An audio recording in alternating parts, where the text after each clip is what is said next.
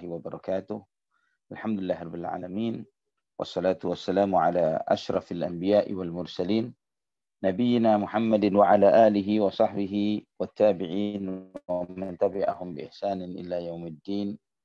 Qala Allah jalla wa ala ya ayyuhalladzina amanu taqullaha haqqa tuqatih wa la tamutunna illa wa antum muslimun.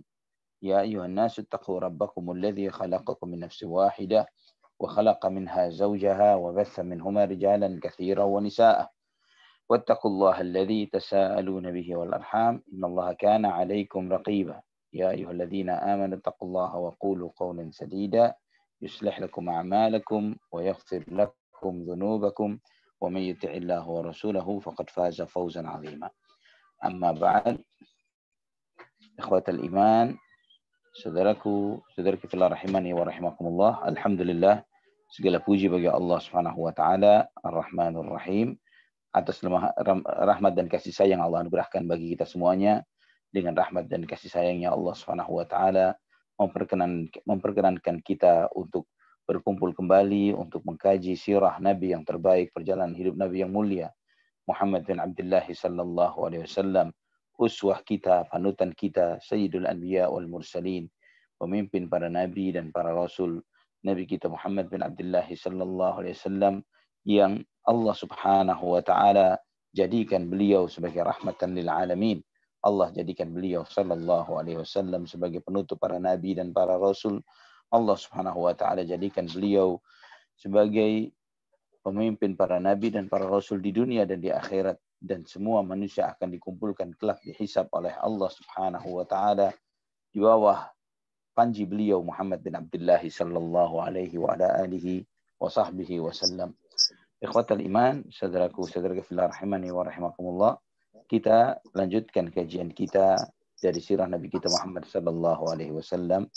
Di pembahasan sebelumnya kita telah membaca bahwa bagaimana Nabi kita Muhammad sallallahu alaihi wasallam ketika masih kecilnya mengalami proses pembelahan di dada beliau, dan ini salah satu permulaan prolog dari kenabian beliau sallallahu alaihi wasallam. Setelah dibelah dadanya dan kemudian dikeluarkan jantungnya, dibersihkan isinya, ditaburkan sakinah, ketentraman di dalam hatinya.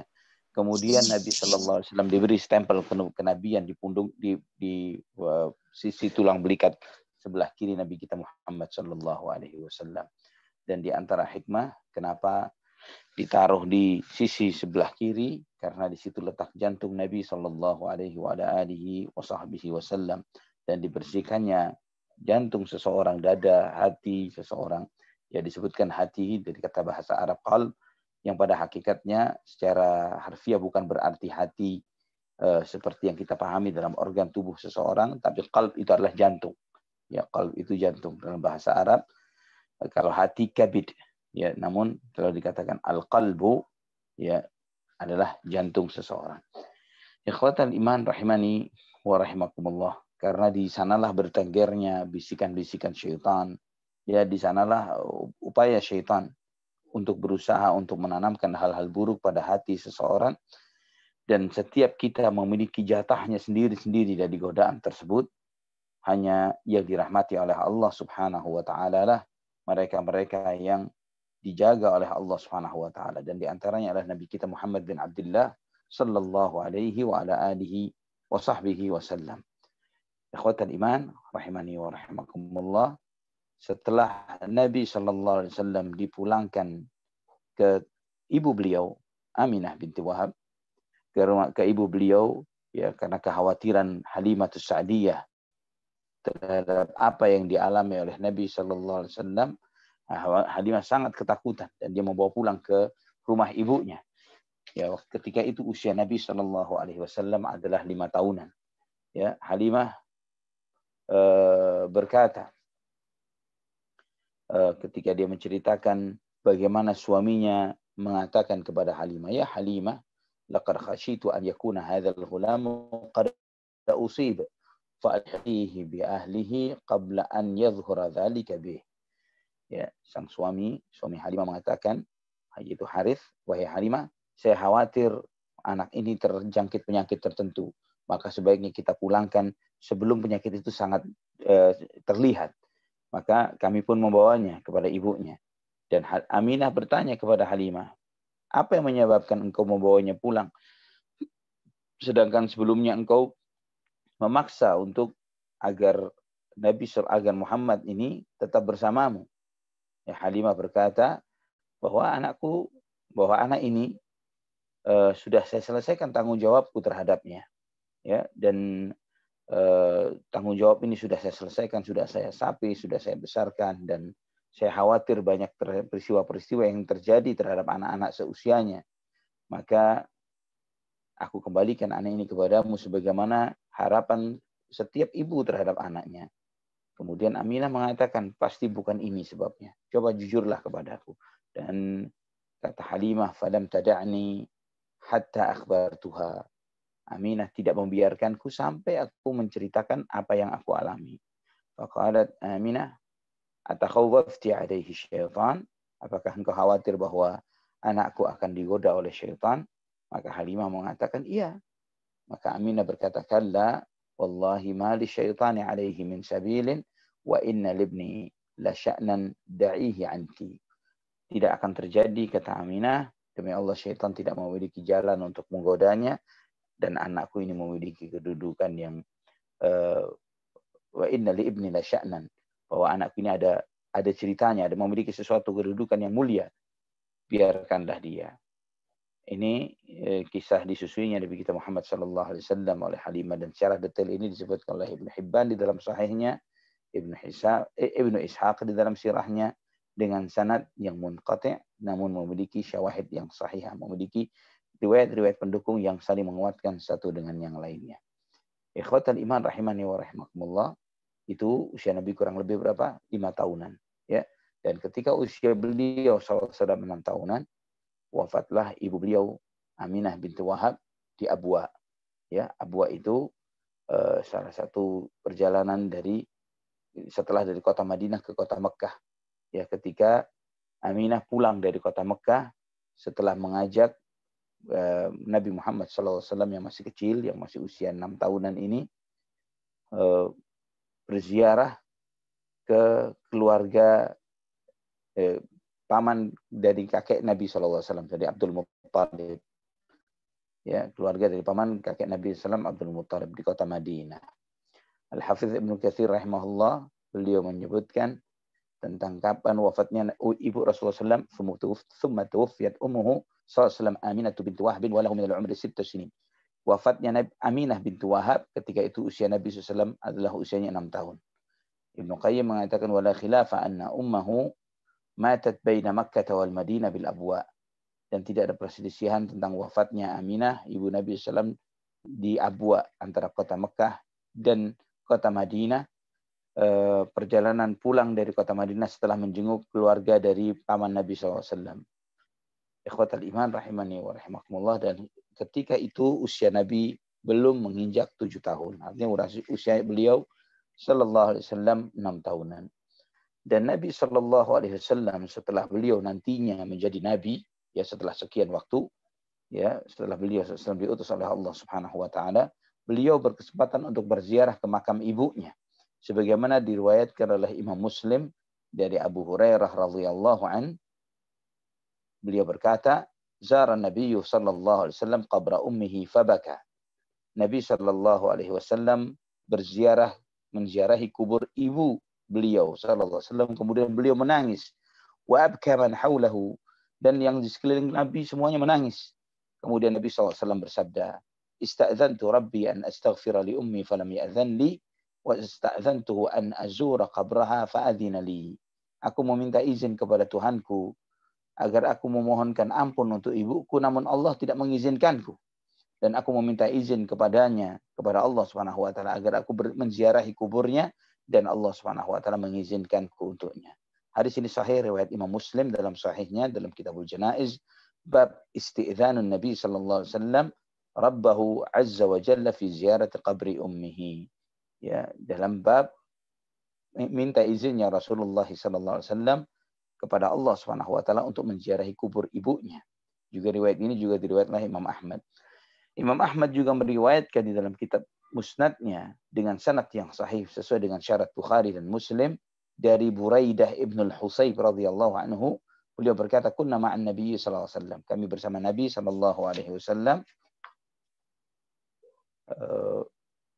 Fanazala bina. Ya, kemudian beliau sallallahu alaihi wasallam menemui kami. Wa nahnu ma'ahu qaribun min alfi rakib. Ketika itu kami bersama kurang lebih 1000 penunggang kuda. Ya, Nabi SAW tidak sendirian dengan 1000 penunggang kuda. Artinya 1000 sahabat beliau. Fasalla raka'atain. Setelah sholat 2 rakaat, beliau menghadap kepada kami dengan air mata yang bercucuran. Kemudian Umar bin Khattab menemui Nabi SAW, dan Umar bin Khattab radhiyallahu an mengatakan, ya Rasulullah, aku tebus engkau dengan ayah dan ibuku. Apa yang terjadi pada dirimu ya Rasulullah? Malak ya Rasulullah. Kemudian Nabi SAW bersabda, inni sa'altu Rabbi fil istighfari li ummi falam ya'zan li fadama'at ainahu rahmatan laha minan nar. Aku meminta izin kepada Tuhanku agar aku memintakan ampun untuk ibuku, namun Allah Subhanahu wa taala tidak mengizinkanku.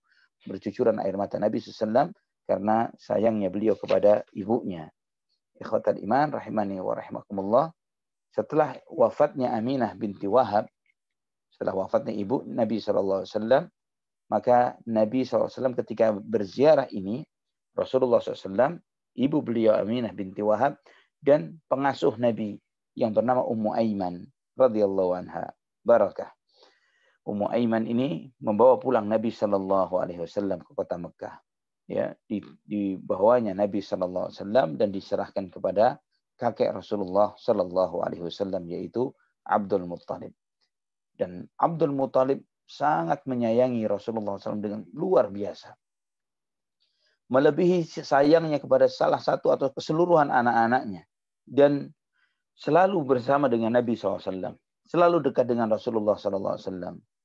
Ya, dan ketika bersendiri selalu bersama Nabi SAW. Ketika tidur, Abdul Muttalib selalu minta Nabi SAW untuk menemani beliau. Dan setiap kali hendak makan, Abdul Muttalib selalu meminta, alayya bi ibni. Ya, mana anakku? Ya, ketika setiap kali hendak makan, beliau Abdul Muttalib selalu bertanya, di mana anakku? Yaitu maksudnya adalah Rasulullah sallallahu alaihi wasallam. Ikhwatal iman rahimani wa rahimakumullah. Tentang bagaimana bentuk kasih sayang dan cinta yang luar biasa Abdul Muttalib kepada Rasulullah sallallahu alaihi wasallam ini, di antaranya disebutkan oleh Al-Hakim di dalam Mustadraknya dengan sanad yang sahih dari Kindir bin Ismail dari ayahnya, ya, beliau berkata, aku di masa jahiliyah aku haji. Ya, di masa jahiliyah aku haji. Dan ketika haji ini aku mendapati seorang kakek yang tawaf di Baitullah sambil gemetar, ya, gemetaran, dan kemudian berdoa, Rabbi rudda ilayya rakibi Muhammadan ruddahu ilayya wastani indi yada.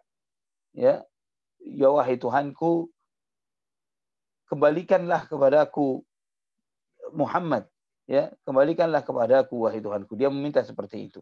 Maka aku bertanya, kata yang meriwayatkan ini, siapa orang ini? Mereka mengatakan ini adalah Abdul Muttalib bin Hashim. Dia biasanya sering menyuruh cucunya untuk menuntun ontanya. Ya, dan setiap kali disuruh, ketika itu Nabi SAW usianya antara 6 sampai 8 tahunan. Ya, karena usia 8 tahun kakek beliau SAW meninggal dunia. Setiap kali diminta oleh kakeknya, selalu Nabi SAW ini menjalankan dan selalu berhasil, selalu beres urusannya. Namun sekali waktu ketika diminta seperti ini, disuruh oleh Abdul Muttalib, Nabi SAW terlambat pulang. Ya, Nabi SAW terlambat pulang. Sampai Nabi SAW datang dengan menuntun onta itu, maka dipeluklah oleh Abdul Muttalib. Ya, Nabi SAW dipeluk dan disayang dan dicium oleh Abdul Muttalib. Dan kemudian sang kakek ini berkata, ya bunayya laqad jazi'tu 'alaika jaza'an lam ajza' 'ala syai'in qad. Wahai anakku, aku mengkhawatirkan dirimu dengan kekhawatiran yang belum pernah aku rasakan sebelumnya. Wallahi la ab'atsuka fi hajatin abada wa la tufariquni ba'da hadza abada. Demi Allah, jangan pernah kamu meninggal. Aku tidak akan pernah menyuruh-nyuruhmu lagi, dan engkau tidak akan meninggalkan, tidak akan jauh dariku selama-lamanya. Ini demikianlah sang kakek begitu sayangnya kepada Nabi kita Muhammad sallallahu alaihi wasallam. Al-Hakim meriwayatkannya dalam Mustadraknya dengan sanad yang sahih. Ikhwatal iman rahimani wa rahimakumullah. Kita mengetahui bahwa Abdul Muttalib adalah seorang tokoh yang sangat disegani oleh orang-orang Quraisy. Dia sangat disegani dan dikagumi oleh orang-orang Quraisy ini. Sehingga Abdul Muttalib ini memiliki majelis khusus yang biasa beliau duduk di sekitaran Ka'bah.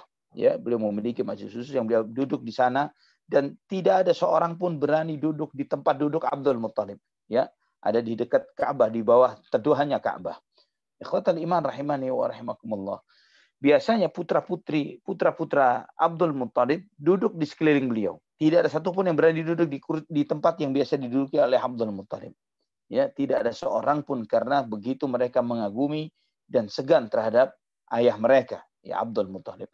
Namun Nabi Shallallahu Alaihi Wasallam, ya walaupun usia beliau itu tadi antara 6 sampai 8 tahunan, setiap Nabi Shallallahu Alaihi Wasallam menghampiri tempat itu, beliau selalu duduk di kursinya Abdul Muttalib. Selalu di kursi, bukan di kursi, afwan, di tempat duduk yang di sandarannya Ka'bah ini, ya, karena bukan kebiasaan orang-orang Arab untuk duduk di kursi, tapi duduk secara lesehan, ya, di sekitaran di bawah teduhan Ka'bah. Dan mesti paman-paman Nabi yang lainnya menarik Nabi, jangan duduk di sana, ini tempat duduk kakekmu, jangan duduk di sana, ini tempat duduk kakekmu. Ya, mereka khawatir, takut kakeknya Rasulullah SAW, yaitu Abdul Muttalib, marah. Namun apa yang dikatakan oleh Abdul Muttalib terkait dengan yang dilihatnya ini, dia mengatakan, da'u ibni yajlis, fa wallahi inna lahu la sya'na. Ya, biarkan dia duduk di situ. Dia orang ini insya Allah dia ketika besarnya akan menjadi orang yang besar. Ya, maka diduduknya Nabi, kemudian Nabi SAW didudukkan di pangkuan Abdul Muttalib, diusap punggungnya dengan tangannya, dan dia senang dengan apa yang dilihat dari Nabi kita Muhammad Sallallahu Alaihi Wasallam. Ikhwatal iman rahimani wa rahimakumullah. Namun ini tidak berlangsung lama. Kurang lebih 2 tahunan Nabi SAW dengan kakek beliau. Ketika usia 8 tahunan, kakek Rasulullah SAW meninggal dunia. Al-Hafidh Ibnu Katsir rahimahullah mengatakan, ثم كان النبي صلى الله عليه وسلم في كفالة جده عبد المطلب إلى أن توفي وله من العمر صلى الله عليه وسلم 8 سنين. Ya, kemudian Nabi SAW diasuh oleh kakek beliau Abdul Muttalib sampai ketika meninggal Abdul Muttalib usia Rasulullah SAW 8 tahunan. Ibnu Qayyim mengatakan beliau SAW diasuh oleh kakeknya Abdul Muttalib dan usia Nabi SAW kurang lebih adalah 8 tahunan. Abdul Muttalib berpesan kepada anak-anaknya secara spesifik, secara khusus adalah kepada anaknya yang bernama Abu Talib untuk mengasuh Nabi Sallallahu Alaihi Wasallam dan menjaganya dan melindunginya. Kenapa Abu Talib? Kenapa bukan paman Nabi SAW yang lainnya? Karena Abu Talib ini saudara kandung dengan Abdullah, ayah Rasulullah Sallallahu Alaihi Wasallam. Ya, karena Abu Talib saudara kandung dengan ayah Rasulullah Sallallahu Alaihi Wasallam. Artinya sebapak seibu. Ya, sebagaimana dalam beberapa pertemuan sebelumnya telah Anda sampaikan bahwa Abdul Muttalib memiliki 10 orang putra yang dari beberapa ibu. Ya, namun di antara yang dengan satu ibu dengan Abdullah adalah Abu Talib. Yang ibunya bernama Fatimah binti Amr bin Aiz. Dan Abu Talib di dalam mengasuh Nabi Sallallahu Alaihi Wasallam, beliau mengasuhnya dengan sesempurna-sempurnanya. Sebisa dia di dalam menjaga, di dalam mendidik, dan dia mencintai Rasulullah Sallallahu Alaihi Wasallam melebihi cintanya dari putra-putranya yang lain. Ya, melebihi cintanya daripada putra-putranya yang lain. Ini yang disebutkan dalam banyak riwayat-riwayat tentang hal ini. Di antaranya sebagaimana Ibnu Sa'ad meriwayatkan di dalam tabaqatnya dengan sanad yang dhaif, ya, dengan sanad yang lemah dari Ibnu Abbas radhiyallahu anhuma, disebutkan ketika wafatnya Abdul Muttalib, Abu Talib mengasuh Nabi Sallallahu Alaihi Wasallam dan selalu bersamanya. Dan Abu Talib ini, wa kana Abu Talib la mala lahu. Ya, beliau ini orang fakir, tidak memiliki kecukupan harta. Beliau sangat mencintai Rasulullah SAW melebihi cintanya kepada anak-anaknya. Tidur bersama Nabi SAW, keluar bersama Nabi SAW, menyambilkan makanan khusus untuk Nabi SAW. Dan ketika semua anak-anaknya ketika waktu makan, Abu Thalib ini memiliki banyak anak, ya, yang diantaranya anaknya Abu Thalib siapa namanya? Yang diasuh oleh Nabi, Ali bin Abi Thalib, yang nantinya menjadi menantu Rasulullah SAW, adalah sepupu Nabi, Ali bin Abu Thalib. Ya, itu kenapa Nabi SAW nanti mengasuhnya adalah karena melihat beban berat sang paman di dalam mendidik, mengasuh anak-anaknya yang cukup banyak, namun dengan kefakirannya. Ya, nah biasanya Abu Thalib, ya, ketika anak-anaknya waktu makan ini, ketika mereka makan sendiri-sendiri, rata-rata mereka tidak kenyang. Ya, mereka tidak merasakan kenyang. Namun ketika Nabi SAW makan bareng bersama mereka, mereka kenyang walaupun dengan makanan yang sedikit. Setiap kali hendak makan, Abu Thalib berkata kepada putra-putranya, kama antum hatta yahdura ibni, tunggu, jangan makan sampai anakku datang, anakku ikut makan bersama kalian. Maka ketika datang Nabi SAW, maka makanlah Abu Thalib dan anak-anaknya bersama Rasulullah SAW. Ini disebutkan oleh Ibnu Sa'ad di dalam tabaqatnya. Ikhwatal iman rahimani wa rahimakumullah. Banyak sekali kisah-kisah Nabi SAW dengan Abu Thalib ini. Sebagaimana kita membaca ya di dalam Sunan At-Tirmidzi, ya di dalam jami'nya dari Abu Musa Al-Asy'ari radhiyallahu an, ketika Abu Thalib ke negeri Syam, ya, yang ditemani oleh, yang pada saat itu Abu Thalib minta ditemani oleh Nabi SAW, ya, beserta beberapa tokoh dari tokoh-tokoh Quraisy. Nah, ketika mereka tidak jauh dari negeri Syam, mereka bertemu dengan seorang rahib. Ya, sebagian orang mengatakan bahwa dia adalah salah seorang rabi Yahudi, tapi yang benar adalah seorang pendeta Nasrani, ya, yang bernama Bahira. Ya, rahib yang bernama Bahira. Ketika mereka istirahat, mereka mengikat kuda-kuda mereka, Bahira menemui rombongan ini, menemui rombongan Abu Thalib. Yang seringkali rombongan Abu Thalib atau rombongan pedagang-pedagang yang dari kota Mekah ketika ke negeri Syam, seringkali istirahat atau berhenti di tempat itu. Namun Bahira tidak pernah keluar. Tidak pernah peduli dengan mereka. Tidak pernah memperhatikan.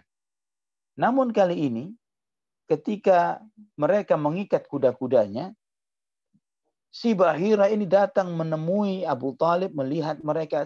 Dia seliweran ke sana kemari mencari-cari, dan kemudian melihat kepada sosok Nabi Muhammad SAW yang waktu itu masih anak-anak. Ya, masih ketika itu usia beliau Nabi SAW kurang lebih di bawah 10 tahunan.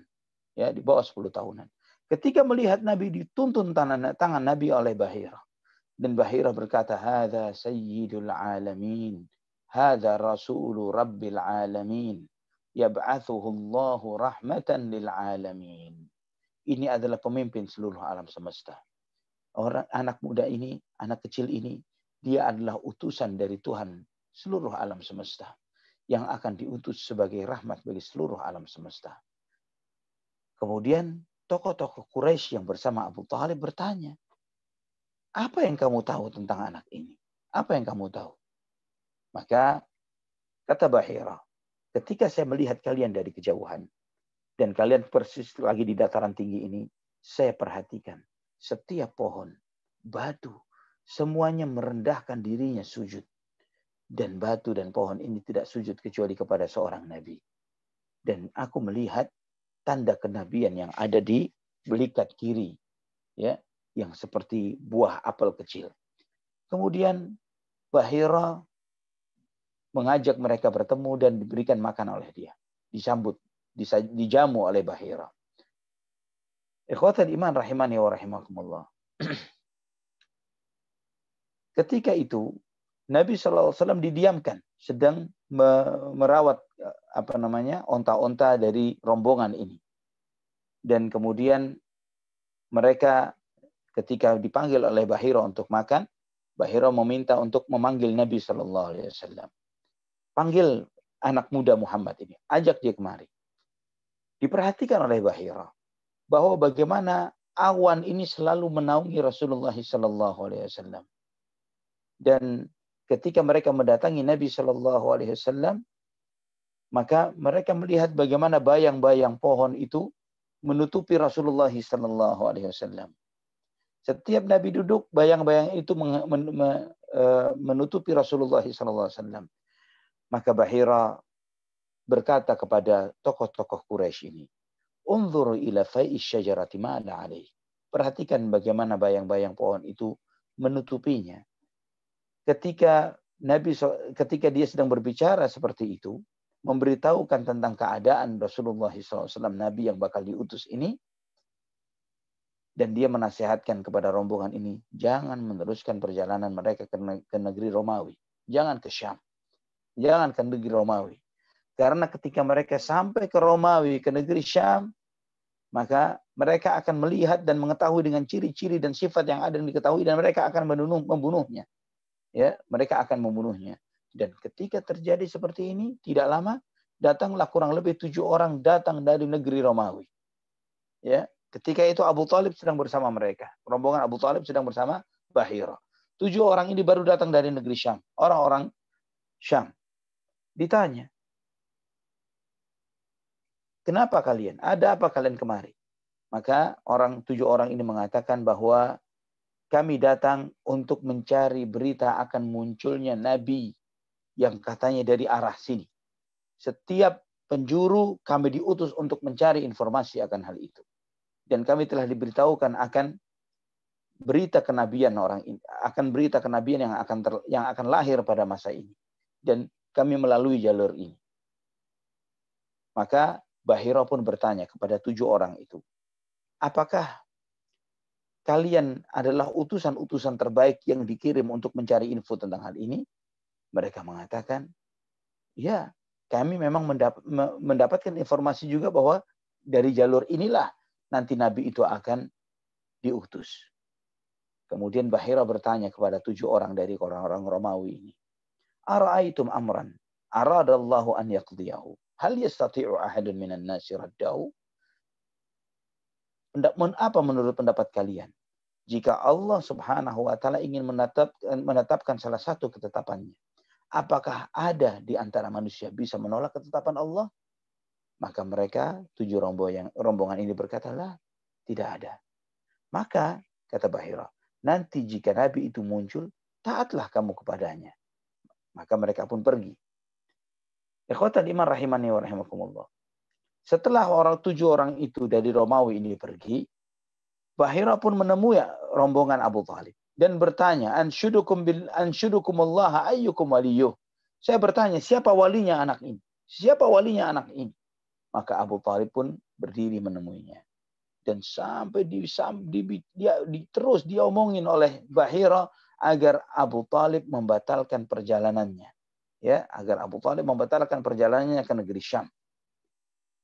Dan beberapa riwayat menambahkan tambahan yang mengatakan bahwa di saat itu Nabi SAW juga bersama Abu Bakar dan Bilal radhiyallahu anhuma, dan diarahkan pulang oleh Bahira sambil dibekali kue dan minyak zaitun. Ikhwatal iman rahimani wa rahimakumullah. Mengenai riwayat Bahira ini salah satu riwayat yang banyak diperselisihkan oleh para ulama akan kesahihan dan ketidaksahihannya. Ya, sebagian ulama mensahihkan hadis ini, seperti Imam At-Tirmidzi menghasankannya. Al-Imam Al-Hafidh Ibnu Hajar Al-Asqalani mensahihkannya di dalam kitab Al-Isabah fi Tamyiz as-Sahabah. Juga Al-Hafidh Ibnu Katsir pun mensahihkannya. Ibnu Katsir berkata dalam kitab beliau Al-Fusul fi Siratir Rasul, isnaduhu rijaluhu kulluhum thiqat. Kata Ibnu Katsir bahwa sanad hadis ini semua rawinya adalah perawi-perawi yang thiqat. Demikian pula Al-Imam Al-Hakim di dalam Mustadraknya dan Syekh Muhammad Nasiruddin Al-Albani rahimahullah dalam risalah beliau Difa'un 'anil Hadits an-Nabawi was-Sirah. Ikhwatal iman. Al-Imam Al-Hafidh Ibnu Hajar Al-Asqalani dalam Al-Isabah mengatakan al-haditsu rijaluhu thiqat wa laysa fihi munkarun siwa hadhihi al-lafzah. Bahwa hadis ini semua perawinya adalah perawi-perawi yang bisa dipercaya dan tidak ada kemunkaran di dalam riwayat ini kecuali riwayat tambahan. Apa riwayat tambahan itu? Wahya dzikru Abi Bakrin wa Bilalin radhiyallahu anhuma. Yaitu penyebutan adanya Abu Bakar dan Bilal di dalam rombongan itu.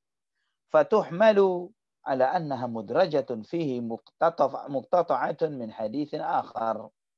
Ya, bisa jadi ini disisipkan dalam riwayat ini dari peristiwa yang lain, ya, atau salah seorang perawi yang menyampaikan akan hal ini. Ibnu Qayyim rahimahullah, beliau mengatakan bahwa di dalam Sunan At-Tirmidzi dan yang lainnya menyebutkan bahwa Nabi SAW keluar pada saat itu ke negeri Syam bersama Bilal. Dan ini adalah kesalahan yang nyata. Karena pada saat itu Bilal bisa jadi belum lahir. Ya. Dan adapun jika pun sudah ada tidak bersama paman Rasulullah SAW, demikian pula dengan Abu Bakar As-Siddiq radhiyallahu anhuma. Maka kita melihat di antara ulama yang sangat keras mengingkari peristiwa ini adalah Al-Imam Az-Zahabi. Ya, beliau mengatakan ini hadis sangat munkar. Di mana Abu Bakar? Karena ketika itu usia Nabi SAW adalah 10 tahunan. Dan Abu Bakar lebih muda dari Nabi 2 tahun setengah. Apalagi disebutkan Bilal.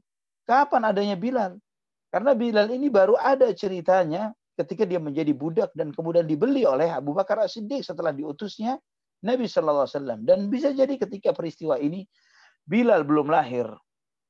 Ya. Dan kemudian juga di antara dalil yang disampaikan oleh Al-Imam Az-Zahabi adalah jika dia dinaungi oleh awan, ya, Nabi dinaungi oleh awan, maka bagaimana bayang-bayang pohon ini juga menutupi Nabi SAW. Karena ketika ada awan maka tidak ada bayang-bayang. Ya, ini yang di antara dalil yang disebutkan oleh Al-Imam Az-Zahabi di dalam mengingkari peristiwa ini. Juga beliau mengatakan, bagaimana juga Nabi SAW tidak pernah sekalipun mengingatkan paman beliau Abu Talib, ya, setelah beliau menjadi Nabi, ya, tentang apa yang pernah diucapkan oleh Bahira, sang pendeta ini. Tidak pernah juga tokoh-tokoh Quraisy yang waktu itu rombongan ini bersama Abu Talib dan juga Rasulullah SAW menyebut tentang peristiwa ini. Ya, dan mereka tidak saling mengingatkan satu dengan yang lainnya. Sedangkan mereka memiliki kepentingan yang sama terkait tentang peristiwa ini. Ya, dan andai kata memang benar terjadi, maka ini akan tersebar demikian luasnya berita akan bahwa seorang pendeta yang memegang Nabi, yang kemudian menegaskan tentang sifat-sifat kenabiannya dan sebagainya. Sehingga membuat kesan bakal diangkatnya Nabi sebagai seorang Nabi ini sangat berkesan di hati-hati mereka. Dan mereka tidak akan mengingkari Rasulullah SAW ketika pertama kali mereka mendengar bahwa Nabi SAW menerima wahyu di Gua Hira. Ketika Nabi SAW menemui Khadijah dengan sangat ketakutan terhadap dirinya. Ya. Juga pertanyaan berikutnya kata Ibnu Imam Az-Zahabi, jika pada peristiwa ini Abu Talib mengkhawatirkan pribadi Nabi SAW sehingga dia membatalkan kepergiannya ke negeri Syam, kenapa dia membiarkan Nabi SAW berangkat ke negeri Syam untuk membawa barang dagangannya Khadijah? Ya, ketika usia Nabi SAW kurang lebih 20 tahunan sampai 25 tahunan.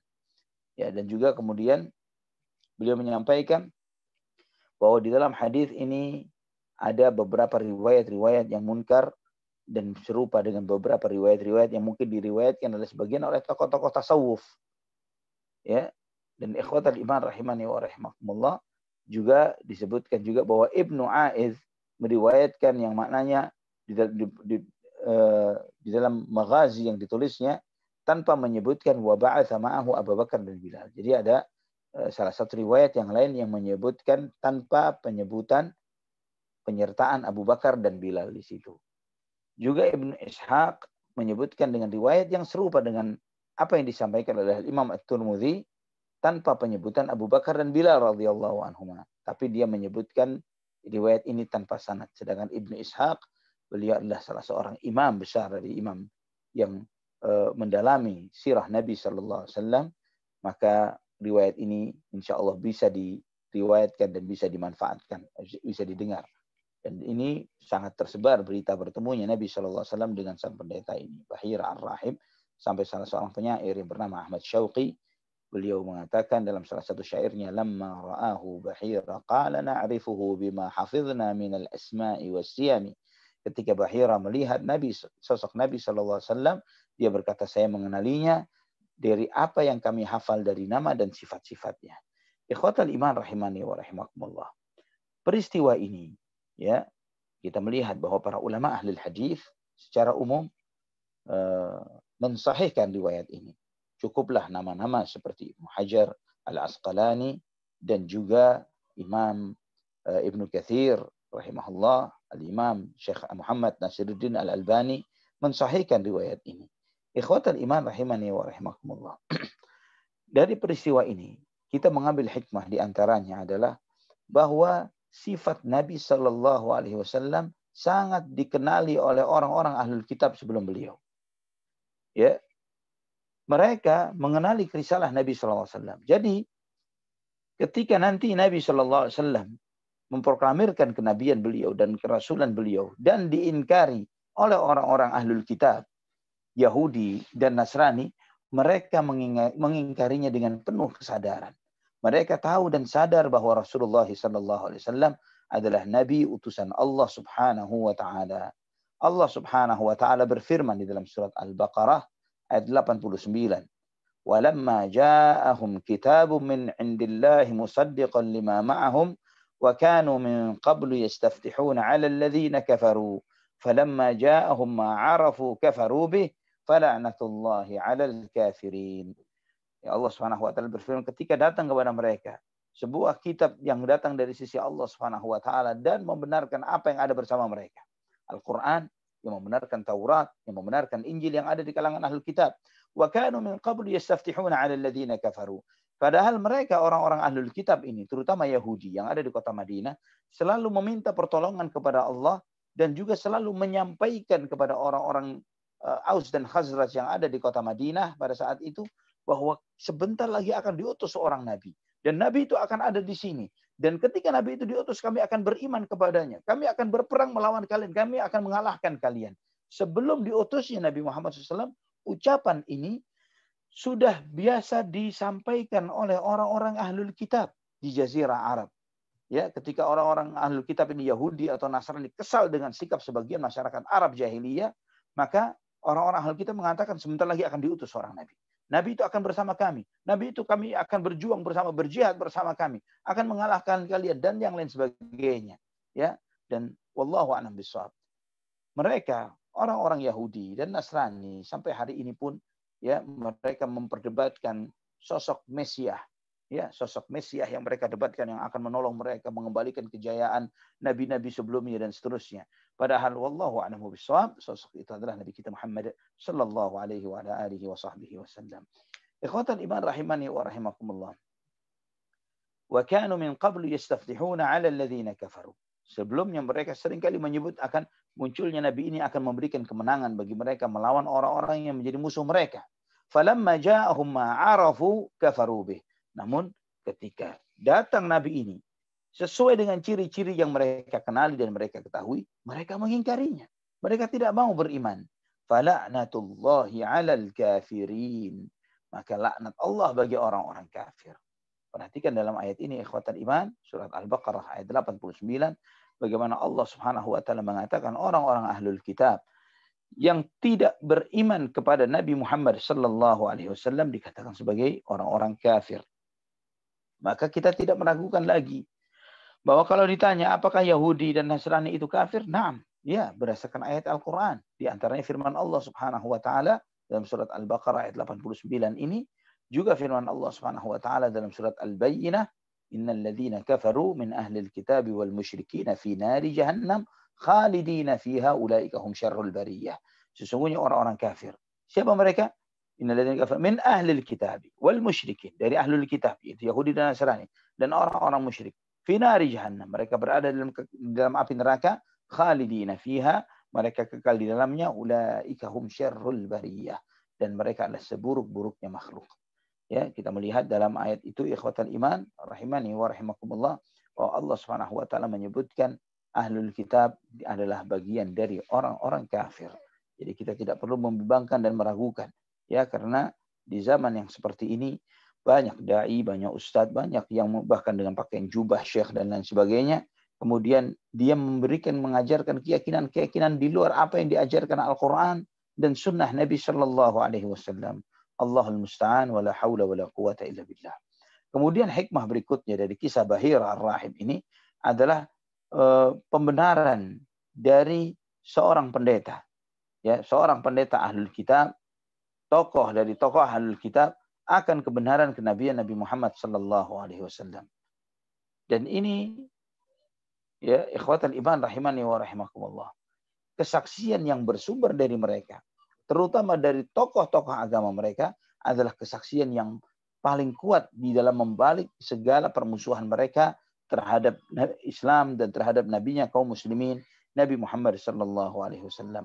Dan kita mengetahui bahwa hari demi hari, waktu demi waktu, sampai hari ini pun betapa banyak tokoh-tokoh dari kalangan ahlul kitab, pendeta-pendeta, para peneliti-peneliti, para ilmuwan-ilmuwan, sejarawan-sejarawan Alkitab dan lain sebagainya, yang mereka mendalami ilmu-ilmu tentang perjanjian lama, perjanjian baru, dan mendalami Al-Quran. Mereka mengetahui akan kemuliaan dan kebenaran Nabi Muhammad SAW. Cukuplah di antara mereka, di antaranya salah seorang pendeta yang hidup di era kita ini juga, yaitu Michael H. Hart, yang menulis buku 100 tokoh yang paling terkemuka.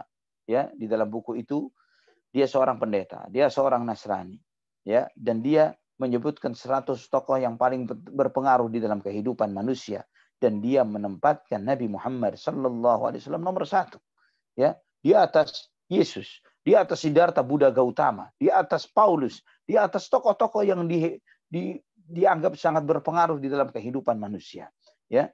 Nabi SAW ditaruh sosok nomor 1, dan dia menyampaikan dengan dalil-dalil yang sangat logis, ya, dengan alasan-alasan yang kuat kenapa menempatkan Nabi Muhammad sallallahu alaihi wasallam di nomor 1.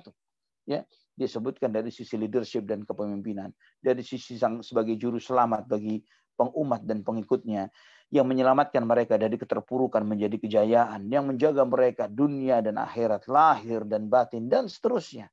Dan ikhwatal iman, jika kita membaca perjalanan hidup beliau yang terlahir yatim, usia 6 tahun ibu yang meninggal, usia 8 tahun kakeknya meninggal, diasuh oleh salah seorang pamannya di antara paman yang paling miskin, dan tidak sanggup untuk memberikan pembiayaan pendidikan yang memadai untuk Nabi, sehingga Nabi SAW buta huruf sampai wafatnya.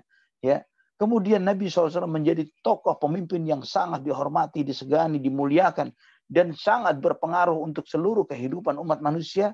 Bagaimana sosok yang seperti ini kemudian diingkari akan kenabiannya?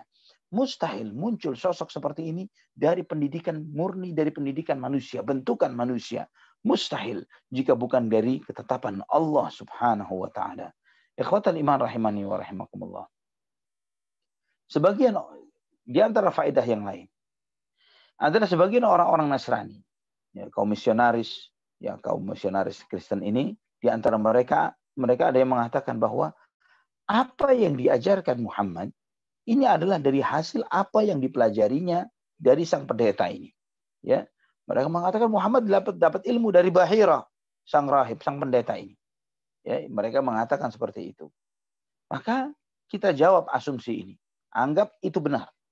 Ya, jika benar bahwa Nabi Muhammad sallallahu alaihi wasallam memang menerima ajaran itu dari sang Bahira, pendeta ini, maka kenapa kalian tidak mau mengakui kebenaran Nabi Muhammad sallallahu alaihi wasallam?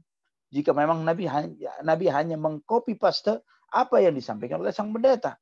Ya, termasuk otomatis jika karena Nabi SAW belajar dari pendeta itu, maka termasuk di dalam penolakan terhadap ajaran Trinitas, penolakan terhadap tebusan dosa, penolakan terhadap dosa waris, penolakan terhadap peristiwa salib, itu maka pasti bisa kita katakan bahwa itu adalah ajaran sang pendeta. Kenapa kalian tidak mau menerima jika betul asumsi kalian, tuduhan kalian, bahwa Nabi Muhammad sallallahu alaihi wasallam mengambil ilmunya dan menyampaikan ajaran ini dari pendeta Bahira ini. Ikhwatal iman rahimani wa rahimakumullah. Kita membaca dalam ayat-ayat Al-Quran bagaimana Allah Subhanahu wa taala membatalkan keyakinan kufur yang ada pada orang-orang ahlul kitab, terutama orang-orang Nasrani. Dalam surat Al-Maidah ayat 72 dan Al-Maidah ayat 73, Allah Subhanahu wa taala berfirman, "Laqad kafara alladziina qalu innallaha huwal masih ibnu Maryam." Telah kafirlah orang-orang yang berkata bahwa Allah Subhanahu wa taala adalah Al-Masih putra Maryam. Ya, asumsi ini mengatakan bahwa Allah Subhanahu wa taala adalah inkarnasi atau jelmaan. Ya, pada mulanya adalah firman, dan firman itu bersama Allah dan firman itu bersama dengan kita dalam wujud manusia. Ini adalah salah satu yang mereka sampaikan di dalam kitab Injil mereka, di Injil Yohanes, ya, di pasal 1 di Injil Yohanes.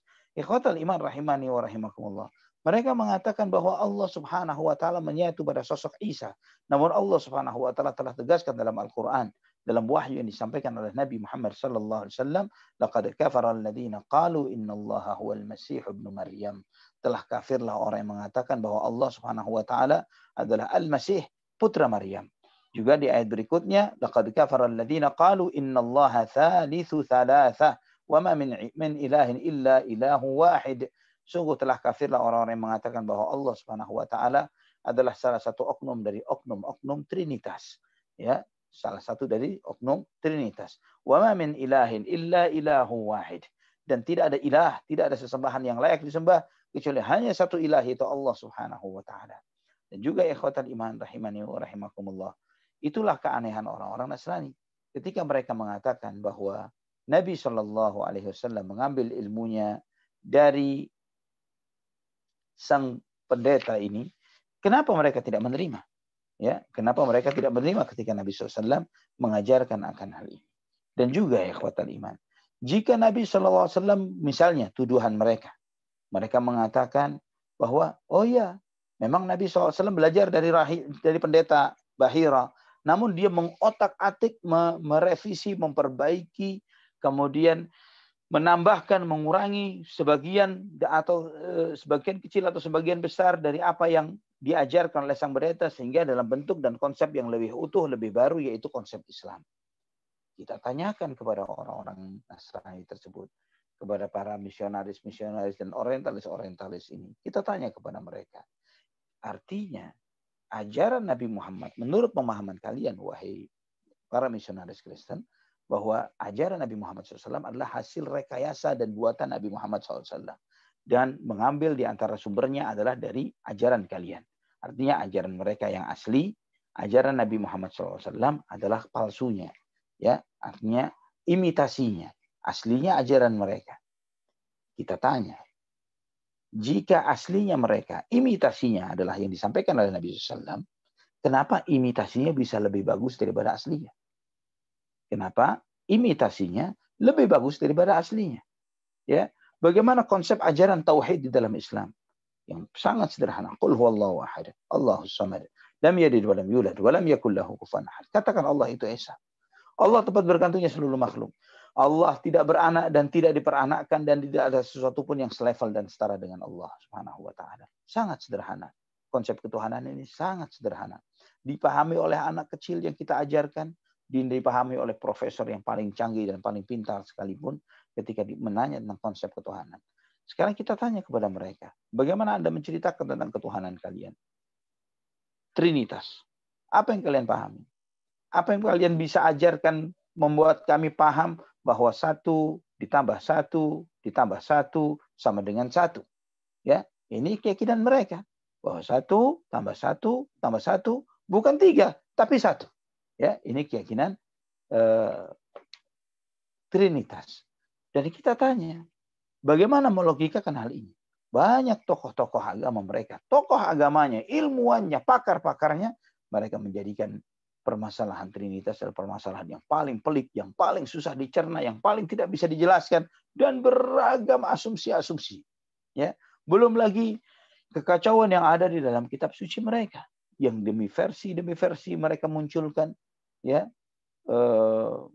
sehingga misalnya antum bisa membaca, bisa melihat, bisa browsing, ada versi Alkitab yang diterbitkan oleh kurang lebih 50-an ilmuwan mereka, dan mereka membuat namanya RSV, Revised Standard Version, ya, versi standar yang telah direvisi. Ini Alkitab, Holy Bible. Revised Standard Version, versi standar yang telah direvisi. Dan ini bukan satu-satunya. Ya, kebetulan Ana punya bukunya itu, Alkitab yang RSV ini, yang memilikinya di rumah. Dan juga ketika Ana memesan kepada salah seorang teman yang kebetulan ketika itu sedang ke Australia, tolong saya belikan ini. Dan tidak perlu beli di toko-toko buku baru. Carikan di toko buku second saja. Karena saya berharap bisa mendapatkan cetakan-cetakan lamanya. Cetakan RSV yang paling kuno, itu yang paling asli, yang paling baru, yang paling lama adalah tahun 1951. Maka saya minta untuk dicarikan revised standard version di tahun-tahun yang lama. Namun ternyata kawan anak ini pulang dengan membawa versi yang barunya. Ya, dia beli dari toko buku baru ternyata. Dan yang sangat mengejutkan anak ketika diserahkan ke anak itu disebutkan ini versi adalah New RSV. New Revised Standard Version. Versi standar yang telah direvisi edisi terbaru. Kitab suci. Ini judulnya sebuah kitab suci. Mengalami revisi berulang-ulang. Dan ikhwatal iman. Jika merevisi novel, merevisi karya ilmiah, merevisi ini dan itu, buatan manusia, logik, wajar.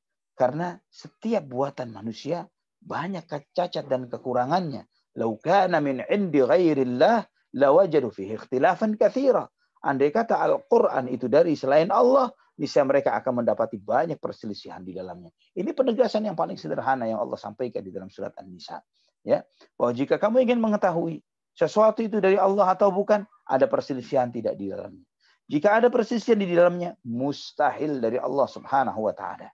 Ya, karena sehebat apapun kata Imam Syafi'i rahimahullah, ya, ketika menjelaskan ayat ini beliau mengatakan bahwa Allah Subhanahu wa taala telah menegaskan bahwa karya siapapun di muka bumi pasti ada cacatnya kecuali kitabullah azza wa jal, kecuali Al-Qur'an yang tidak akan ada cacatnya sama sekali.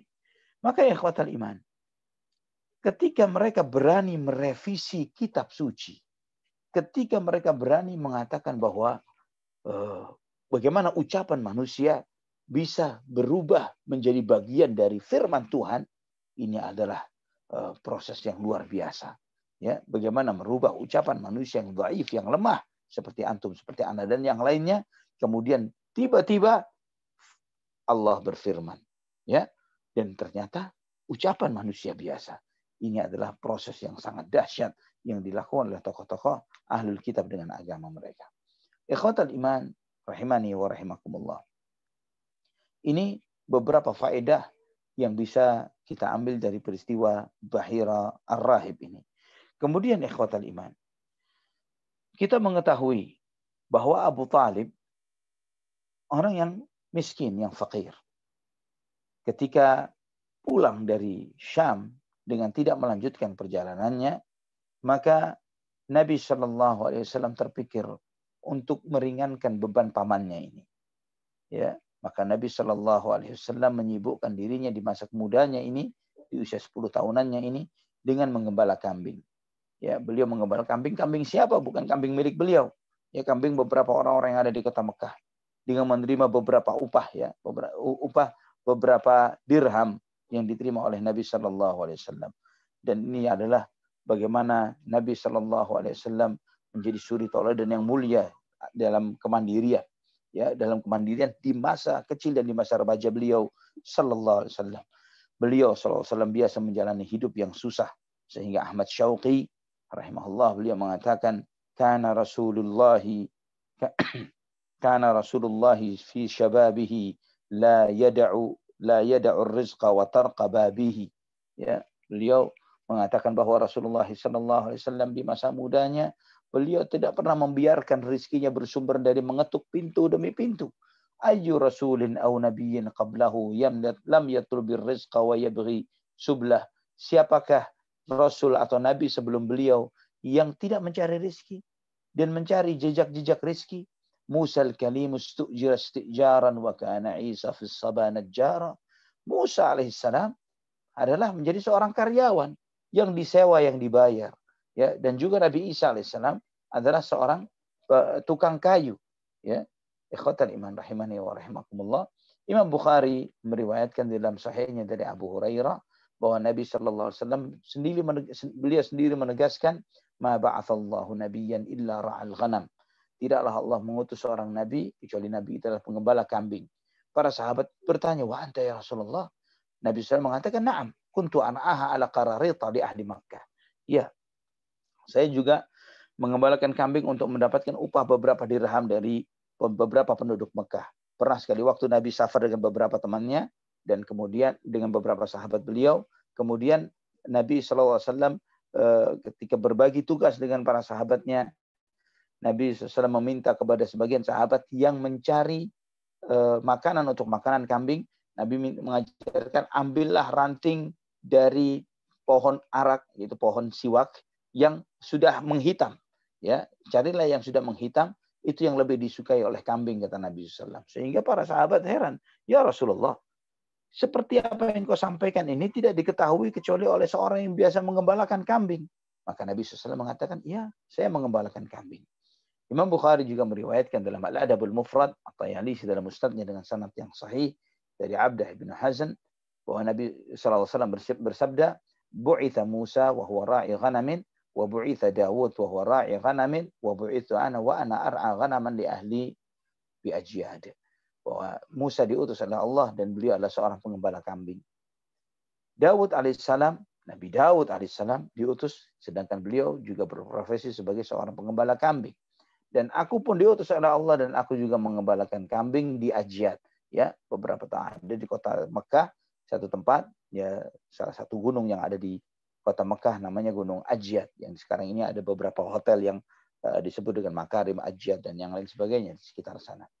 Ikhwatal iman rahimani wa rahimakumullah. Inilah Nabi kita Muhammad sallallahu alaihi wasallam yang berprofesi sebagai pengembala kambing di usia 10 tahunannya.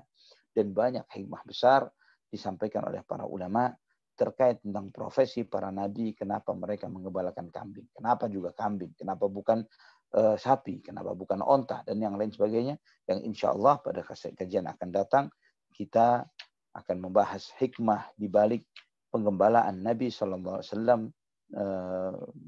Nabi sebagai seorang penggembala. Wallahu a'lam bishawab. Mungkin sampai di sini, Kang Zee, mungkin jika ada yang ditanyakan dari materi yang telah disampaikan, barakallahu fiikum. Baik Ustaz, wa fiikum barakallah. Baik Ustaz, ini alhamdulillah ini sangat menarik sekali. Tadi ada yang kata kuncinya bahwa apa namanya itu, jika kalian mengimani apa yang dikatakan oleh rahib atau pendeta Bahiro, lantas kenapa kamu tidak mengimani gitu ya? Mengimani Nabi Muhammad SAW. Masya Allah ini Ana baru dapat ini Ustaz, baru dapat ilmunya Ustaz. Singkat tapi dalam ini Ustaz. Iya, baik, kita memasuki sesi tanya jawab. Di sini sudah ada yang bertanya. Assalamualaikum warahmatullahi wabarakatuh Ustaz. Semoga Ustaz dan keluarga selalu dalam lindungan Allah SWT. Tanyaannya, apakah pendeta Bahiro ini adalah seorang Nasrani yang mengikuti ajaran Nabi Isa alaihissalam yang sesungguhnya, sehingga bisa tahu tanda-tanda kenabian dari Rasulullah SAW, dan dari mana asalnya berita mengenai akan datangnya Rasul terakhir sehingga banyak orang mencarinya. Jazakallahu khairan. Demikian Ustaz. Nah, semua ahlul kitab di masa itu, ya, ahlul kitab yang mereka mendalami kitab suci mereka tahu dan menanti akan kedatangan Nabi Sallallahu Alaihi Wasallam. Karena setiap nabi memberitahukan akan hal ini. Ya, sebagaimana Allah SWT menyampaikan tentang Nabiullah Isa alaihissalam, ya, di dalam surat As-Saff, di antaranya Allah berfirman di sana, wa mubasysyiran bi rasulin ya'ti min ba'di ismuhu Ahmad. Dan aku, di antara tugasku, misiku adalah memberikan kabar gembira dengan datangnya seorang rasul sesudahku yang bernama Ahmad. Ya, dengan secara spesifik menyebutkan nama Ahmad sebagaimana firmankan oleh Allah di dalam surat As-Saff. Dan juga disebutkan di dalam kitab Taurat sebagaimana Allah firmankan di dalam surat Al-A'raf juga demikian. Bahwa alladzi yajidunahu maktuban indahum fit Taurat, bahwa mereka mendapati ciri Nabi Muhammad SAW yang tercatat di sisi mereka di dalam kitab Taurat mereka. Ya, artinya orang-orang ahli kitab secara umum, Yahudi, Nasrani, mereka tahu akan ciri-ciri ini. Dan ikhwatul iman, rahimani wa rahimakumullah, sebagai bocoran, ya, sebagai bocoran akan hal ini, bahwa sampai hari ini pun di dalam kitab suci mereka ciri-ciri ini masih sangat ada dan banyak. Ya, sampai hari ini. Ana alhamdulillah cukup mendalami tentang Alkitab dari sejak kelas 1 SMA sudah sering berdialog dengan orang-orang Ahlul Kitab, dengan Nasrani terutama. Ya, dengan Nasrani. Sejak kelas 1 SMA.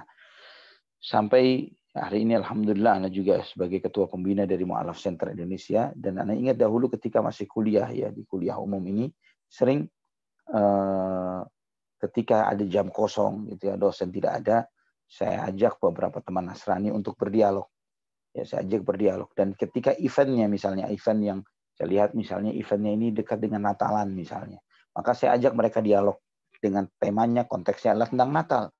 Ya, apakah benar Yesus lahir tanggal 25 Desember menurut versi Alkitab mereka? Kalau misalnya konteksnya adalah tentang hari Paskah, ya Paskah atau hari kenaikan Yesus, ya maka Ana akan membahas Ana ajak mereka berdialog, kita bahas menurut kitab suci mereka, sendiri, apakah Yesus benar mati di tiang salib atau tidak? Menurut versi Alkitab, bukan versi Al-Quran. Kalau Al-Quran clear, wa ma qataluhu wa ma salabuhu walakin syubbiha lahum.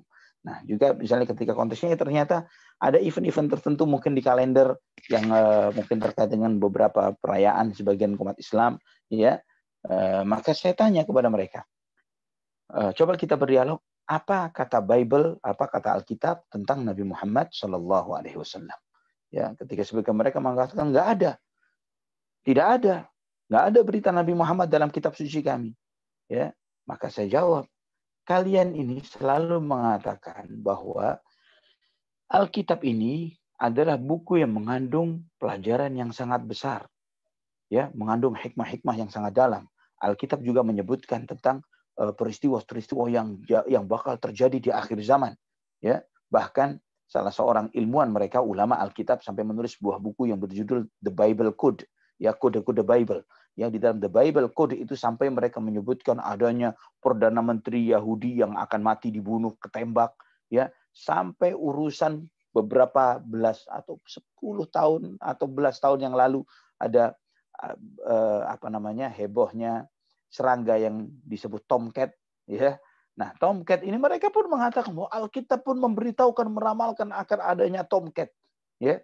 Saya tanya kepada mereka, urusan Tomcat, serangga, urusan seorang perdana menteri Yahudi yang mati ditembak, ya, dan yang sebagainya, kalian mengatakan ada pemberitaannya di dalam Alkitab. Maka bagaimana dengan sosok seorang nabi yang pengikutnya miliaran, ya, berapa miliar pengikut Muhammad SAW dari zaman dahulu sampai hari ini, yang pengikut beliau ini berada di seluruh penjuru di muka bumi, dan termasuk agama yang paling besar perkembangannya dan paling pesat perkembangannya di muka bumi saat ini. Apakah Alkitab sama sekali tidak menyinggungnya sama sekali? Ini aneh banget, ya. Itu adalah pintu masuk Ana dalam berdialog dengan mereka. Kemudian Ana akan bertanya ke selanjutnya yang berikutnya, pertanyaan tentang sebelum Yesus ada, apakah ada nubuat tentang munculnya Yesus sebelum Yesus ada? Nubuat akan munculnya Yesus sebelum Yesus ada. Mereka akan mengatakan, wah, ratusan, ribuan, dan lain-lain sebagainya. Mereka akan memberikan contoh begitu banyak. Yesaya pasal 52, ini, itu, dan yang lain sebagainya. Oke. Kita tidak akan membahas itu semuanya. Pertanyaan yang paling sederhana, ketika mereka katakan banyak sekali, saya mau bertanya, sebutkan satu saja ayat yang menceritakan akan nubuat Yesus di dalam Perjanjian Lama, yang satu saja di dalam ayat-ayat itu menyebutkan nama Yesus. Ada tidak? Wah, di sini langsung mereka kepentok. Tidak ada. Terus pertanyaannya, dari mana Anda mengklaim ayat-ayat itu untuk Yesus? Ya, dari ciri-cirinya. Mereka mengatakan dari sifat, dari ciri, dari apa yang disampaikan. Tidak ada satupun nubuat akan lahir seseorang bernama Yesus dari ibu yang bernama Maria, dari ini dan sebagainya. Tidak akan disebutkan secara spesifik seperti itu, tapi disebutkan dengan ciri-ciri. Nah, maka disitulah kita mulai buka pembicaraan dengan mengatakan, dengan membahas, jika demikian, apakah sudi, mau tidak, kita bandingkan setiap ayat-ayat itu, dan kita sesuaikan siapa yang lebih tepat dengan ciri-ciri tersebut. Apakah untuk sosok Yesus, ataukah untuk sosok yang lain? Ya, tanpa kita memaksakan. Bahkan ikhwatal iman rahimani wa rahimakumullah, sampai hari ini insya Allah tidak kurang dari 10 ayat di dalam perjanjian lama dan perjanjian baru yang jika kita berdiskusi dengan mereka dengan hati yang terbuka, dengan pikiran yang lebih terbuka, kita mengajak mereka untuk memahami lebih dalam terhadap ayat-ayat tersebut dan kita minta kepada mereka siapakah sosok yang paling tepat dengan ciri-ciri yang disebutkan, dan diantaranya bahkan sampai disebutkan adanya sebuah tempat ibadah ya, di Yesaya pasal 60 kalau tidak salah, sebuah tempat ibadah yang ada di muka bumi, yang di tempat ibadah itu diagungkannya nama Allah Subhanahu wa taala, tempat ibadah yang siang dan malam tidak pernah tutup, tempat ibadah yang akan dikorbankan di sana domba-domba milik Kedar dan Nebayot. Kedar Nebayot ini dua nama dari nama anak Nabi Ismail alaihissalam. Ya, dan tempat ibadah yang banyak buah-buahan, makanan, harta-harta orang-orang yang raja-raja di muka bumi dihantarkan dan dibawa ke sana. Saya bertanya, coba tunjukkan kepada saya di mana tempat ibadah di muka bumi yang tidak pernah tutup 24 jam. Coba tunjukkan. Di mana? Di Vatikan, di Mesir, di Palestina, di mana? Yang ada di satu tempat. Makkah Al-Mukarramah yang tidak pernah tutup 24 jam. Tidak pernah tutup. Tempat ibadah yang di sana dikorbankan domba milik Kedar Nebayot, anak Ismail, Bani Arab, orang-orang keturunan Bani Ismail, orang-orang Arab. Tempat ibadah yang diagungkan nama Allah Subhanahu wa taala di sana. Tempat ibadah yang didatangi oleh orang-orang suci, para nabi. Ini salah satu contoh, sebagian kecil dan masih banyak lagi yang lainnya. Ya. Jadi kita mengetahui bahwa mereka mengetahui kenabian Muhammad sallallahu alaihi wasallam di zaman ini saja saya sampaikan yang seperti ini, apalagi di zaman itu. Ya, di zaman kita saat ini 1400 tahun setelah Nabi sallallahu alaihi wasallam diutus, ya. Itu pun kita dengan sangat pede bisa menunjukkan hal ini kepada mereka, apalagi di masa itu, di masa pendeta-pendeta ini, di antara mereka masih ada orang-orang yang baik seperti Waraqah bin Naufal, ya. Ada orang-orang yang baik seperti gurunya Salman Al-Farisi yang menyebabkan beliau akhirnya mencari Nabi sallallahu alaihi wasallam dan yang lainnya. Wallahu a'lam bishawab. Masya Allah Ustaz. Ini perlu pengkajian lagi lebih dalam ya tentang Trinitas dan Kristologi. Masya Allah Ustaz, barakallahu fiik. Ini sudah berjuang di Mu'alaf Center ya. Baik, pertanyaan berikutnya ini ada dari Malaysia Ustaz. Dari Rozana Umur Ruqayyah. Bismillahirrahmanirrahim. Setelah Allah Subhanahu wa taala mengutus Nabi Muhammad sallallahu alaihi wasallam menjadi nabi, apakah pendeta Bahiroh itu mengimani beliau Nabi Muhammad sallallahu alaihi wasallam? Apakah mengimani Nabi Muhammad gitu? Baik, barakallahu fiik. Tidak ada satu riwayat mengenai Bahira mengimani Nabi sallallahu alaihi wasallam. Kita tahu bahwa Bahira bertemu Nabi usianya berapa? Kurang lebih 10 tahunan. Ya, kurang lebih 10 tahunan. Dan beliau 30 tahun berikutnya baru diangkat sebagai seorang nabi. Ya. Jadi dari sini kita mengetahui ikhwatal iman rahimani wa rahimakumullah, bisa jadi Bahira sudah wafat sebelum itu. Ya, karena Waraqah bin Naufal saja yang bertemu dengan Rasulullah SAW dan Khadijah dan mengetahui tentang berita kenabian Nabi Muhammad SAW dan mengatakan bahwa engkau seorang nabi, dan berangan-angan ingin membela Nabi SAW ketika Nabi SAW diusir oleh kaumnya. Namun tidak lama setelah pertemuan dengan Nabi SAW, Waraqah bin Naufal meninggal dunia karena beliau sudah sangat-sangat tua. Wallahu a'lam bishawab. Baik Ustaz. Ini berikutnya ada pertanyaan dari Al Indonesia. Namanya ini bahasa Arab. Assalamualaikum, hayakallah Ustaz. Afwan Ustaz, bisakah Ustaz memberi teks pernyataan Ibnu Syauqi yang menjelaskan Nabi tidak membiarkan untuk rezekinya mengetuk dari satu pintu saja, tapi dari pintu-pintu lainnya. Allah yafzaka wa akhlik. Jazakumullah khairan. Ya, teksnya nanti coba mungkin saya akan share melalui Kang Z atau dari ini ya. Syair yang mengatakan kana Rasulullah fi syababihi la yada'u rizqa wa tarqaba bihi ayyu rasulin aw nabiyyin qablahu lam yatlub ar-rizqa wa yabghi subulah Musa al-kalim istujira istijaran wa kana Isa fi as-siba najjara. Ini yang disampaikan oleh Ahmad Syauqi rahimahullah. Nanti insyaallah saya ketikkan. Mungkin saya share melalui Akh Taufik ya atau ya, supaya bisa di-share ke pemirsa yang lain. Barakallahu fikum.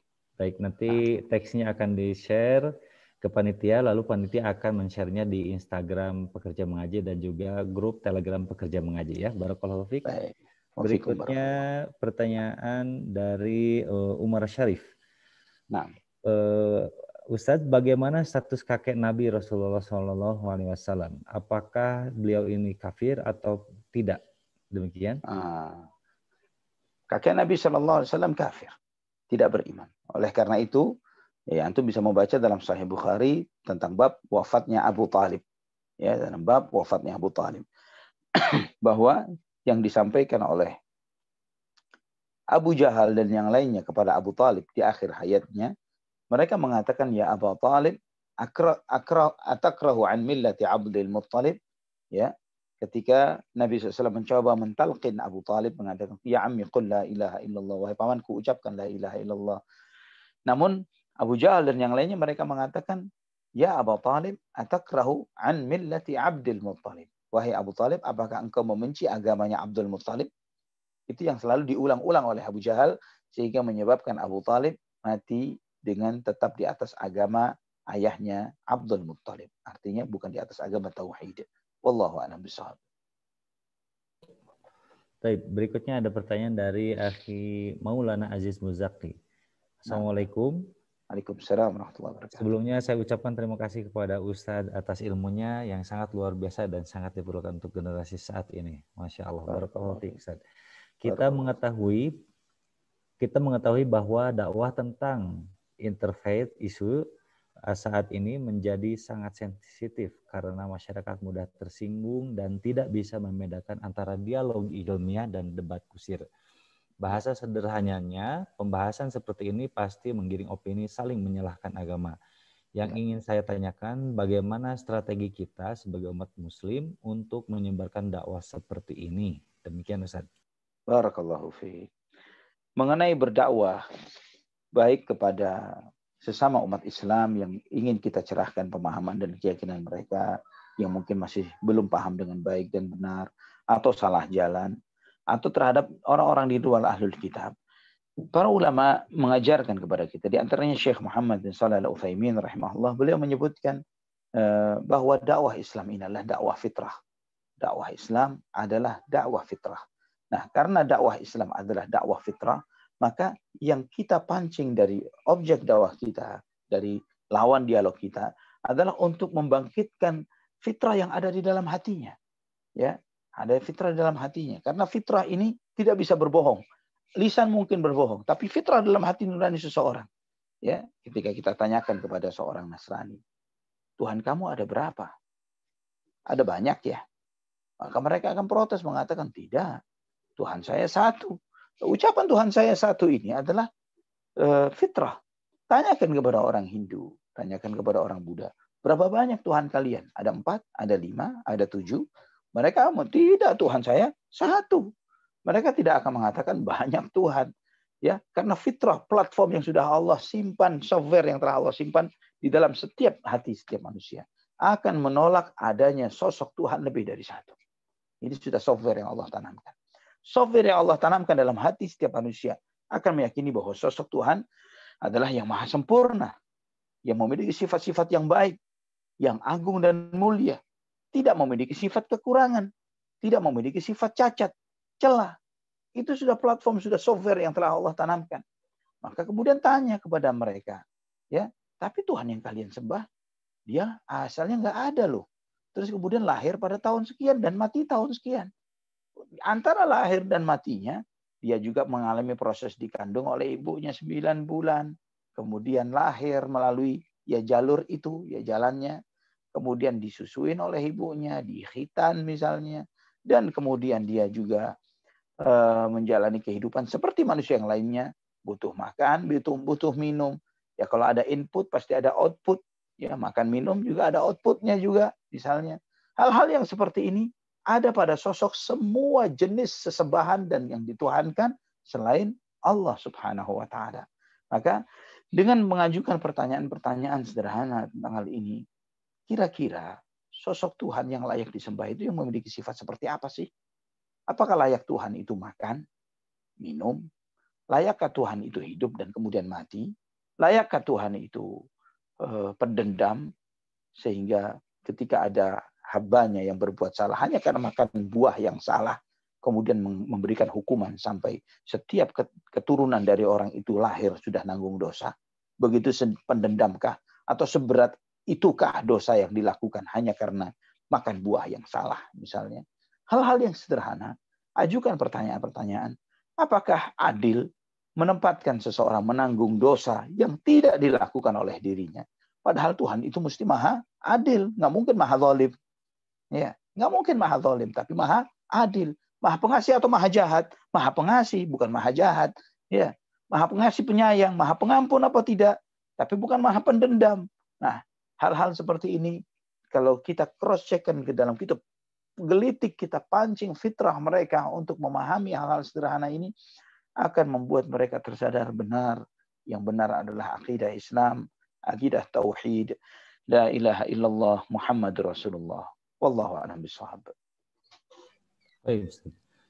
Kembali pada pertanyaan dari Purwokerto. Masya Allah, ini ada Abu Gosi ya dari Purwokerto. Assalamualaikum warahmatullahi wabarakatuh, Ustaz. Waalaikumsalam warahmatullahi wabarakatuh. Untuk Alkitab Injil yang sekarang sudah direvisi berkali-kali, apakah masih ada Injil asli yang dari zaman Nabi Isa alaihissalam? Demikian Ustaz, jazakallahu khairan.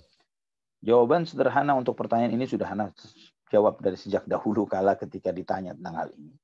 Ya, Ana yakini, dan ini adalah hak dan tidak akan mungkin bisa ditolak, bahwa jika Injil yang asli masih ada, mustahil Allah turunkan Al-Quran. Sederhana. Ya, jika Injil yang asli, Taurat yang asli, Zabur yang asli masih ada, mustahil ada Al-Quran. Wallahu a'lam bishawab. Sederhana. Ya, kalau ada Al-Quran artinya menunjukkan bahwa yang lainnya sudah sudah tidak bisa dipercaya akan keautentikan dan keasliannya. Wallahu a'lam bishawab. Baik. Kembali pertanyaannya dari Umar Syarif.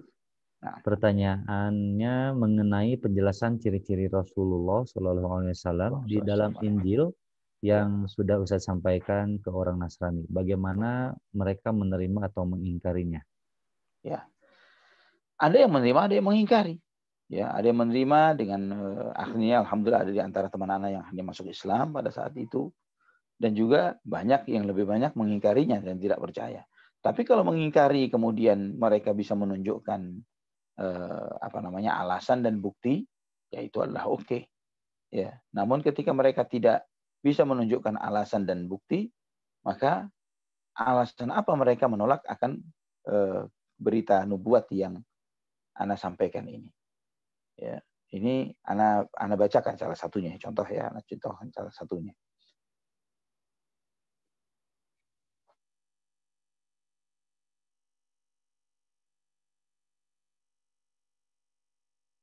Sebentar.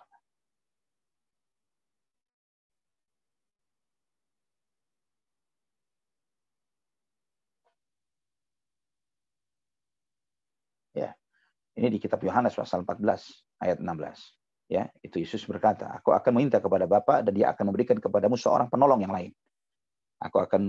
Dan dia akan memberikan kepadamu seorang penolong yang lain supaya ia menyertai kamu selama-lamanya. Ya. Di sini dia menyebutkan, ya, dia meminta bahwa akan adanya penolong yang lain. Ya, kemudian dia menyampaikan tentang misi dan risalah si penolong ini. Ya, dia mengatakan,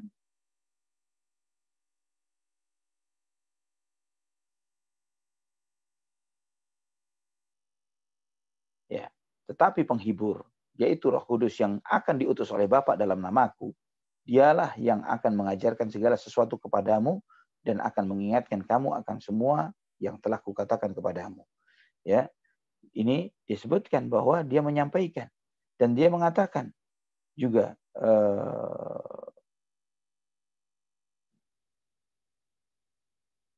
bahwa dia harus pergi. Ya, Yesus mengatakan bahwa saya harus pergi. Jika saya tidak pergi, maka penghibur itu tidak akan datang. Ya, dia mengatakan seperti itu di Yohanes pasal 16. Ya, dia mengatakan bahwa saya harus pergi. Jika saya tidak pergi, maka penghibur itu tidak akan datang. Dia akan menyampaikan semua kebenaran dan segala dia tidak berbicara dari dirinya sendiri. Apa yang didengarnya itu yang akan disampaikan. Ini beberapa apa yang disampaikan. Wa ma yantiqu 'anil hawa in huwa illa wahyu yuha. Sesuai dengan yang disampaikan. Ya, seperti di ayat ke-13 di pasal 16, tetapi apabila ia datang yaitu roh kebenaran, ia akan memimpin kamu ke dalam seluruh kebenaran.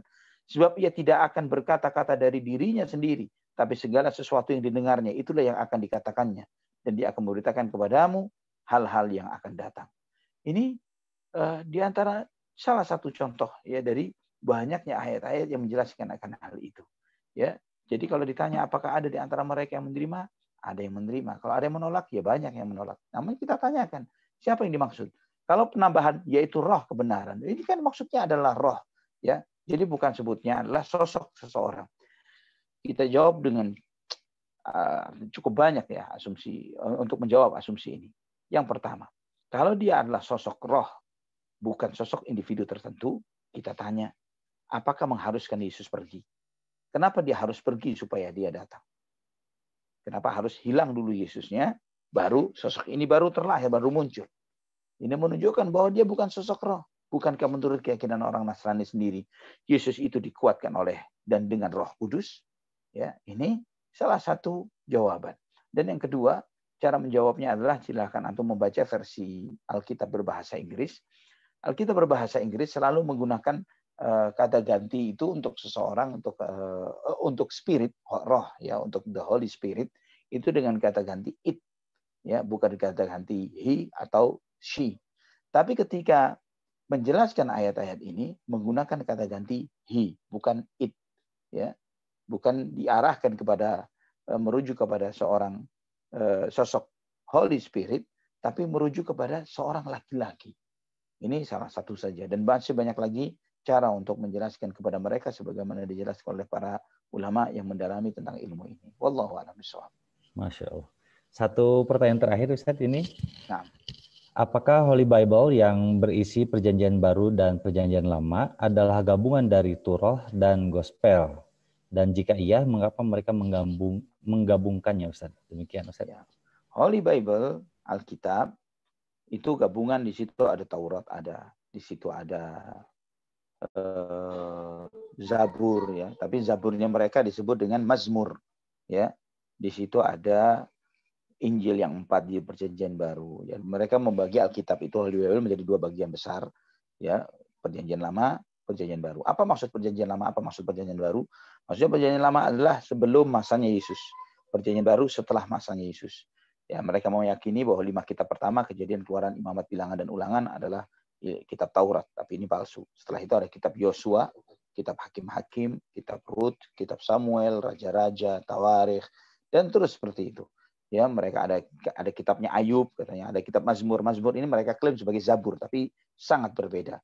Karena Zabur itu firman Allah, adapun Mazmur isinya adalah nyanyian dan lagu, ya.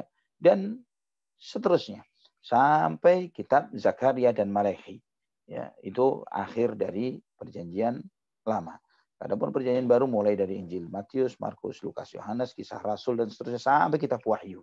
Ya, ini akumulasi dari kitab-kitab yang ada.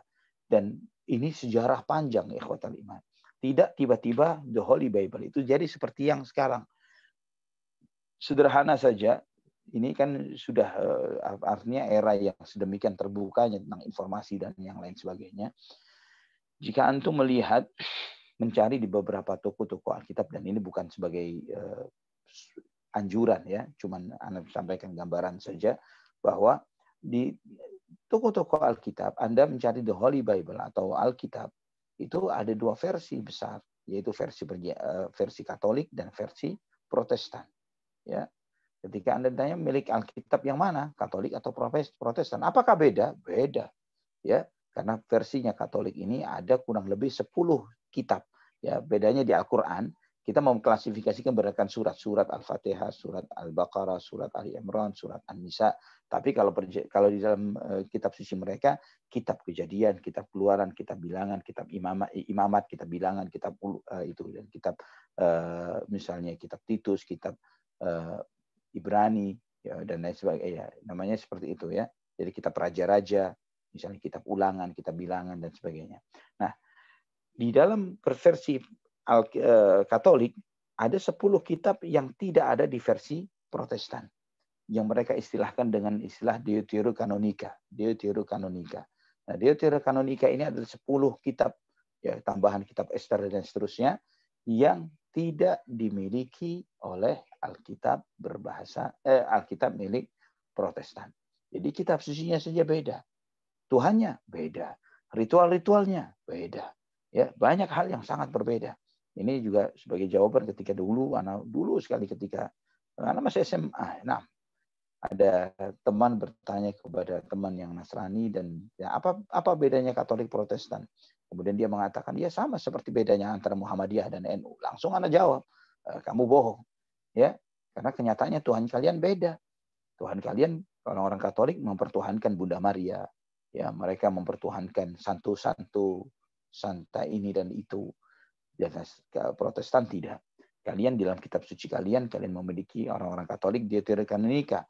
Bukan perbedaan 1, 2, 3, 4 ayat, tapi 10 surat. Nggak tanggung-tanggung. 10 surat perbedaannya. Ya, ritual ibadah orang-orang, misalnya orang-orang Katolik, mereka salibnya harus ada patungnya. Ya, Protestan menolak adanya patung. Dan banyak hal-hal yang lainnya, sangat banyak. Yang pada intinya sama-sama kufur. Ya, intinya sama-sama kufur. Millatul kufri wahidah. Wallahu a'lam bishawab.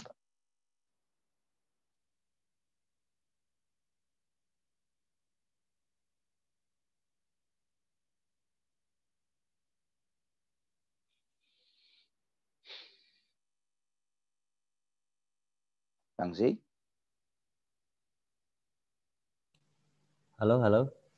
Tes. Ya. Suara antum hilang. Ya, sempat hilang Ustaz. Apa? Masya Allah. Ya, alhamdulillah Ustaz, ini sudah pukul 21:13 ya, masih menarik, namun juga ada hak-hak untuk istirahat tubuh kita Ustaz tentunya. Nah, barakallahu fiik. Sebelum berpamitan Ustaz, mohon berkenan untuk memberikan kuis seperti biasa Ustaz. Oke.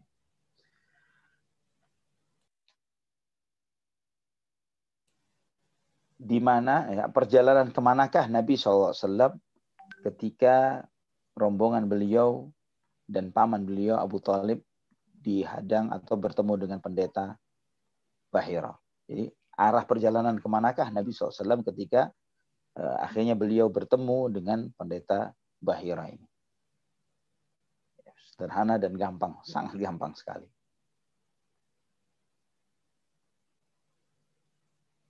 Baik. Pertanyaannya, perjalanan menuju kemanakah Nabi SAW bersama rombongan paman Nabi bertemu dengan pendeta Bahiroh ya? Perjalanan kemanakah? Betul. Tidak, nanti jawabannya ini sudah langsung mengacungkan tangan. Jawabannya disampaikan ya, diketik secara private chat ke Doni Ludityo nih ya. Ada tulisannya Doni Ludityo, pekerja mengaji dalam kurung host. Nah, jawabannya ke situ. Dan setiap jawabannya jangan lupa disertakan dengan nomor handphonenya. Ini sudah sering Ustaz, banyak yang menjawab, wah bener jawabannya. Tapi nomor handphonenya lupa dikasih. Ya udah, jadi akhirnya beralih ke yang lain ya. Astaghfirullah. Memang hadiahnya apa Kang Zi? Hadiahnya biasanya kita pulsa Ustaz untuk kuota. Oh begitu ya, bukan umrah bersama Ustadz bukan ya? Nah, ini belum ada sponsornya Ustadz. Insya Allah. Insya Allah kita ketemu di sana ya. Ya Karim, insya Allah mudah-mudahan tahun depan bisa kita buat seperti itu. Amin, insya Allah. Mudah-mudahan ada sponsornya ya.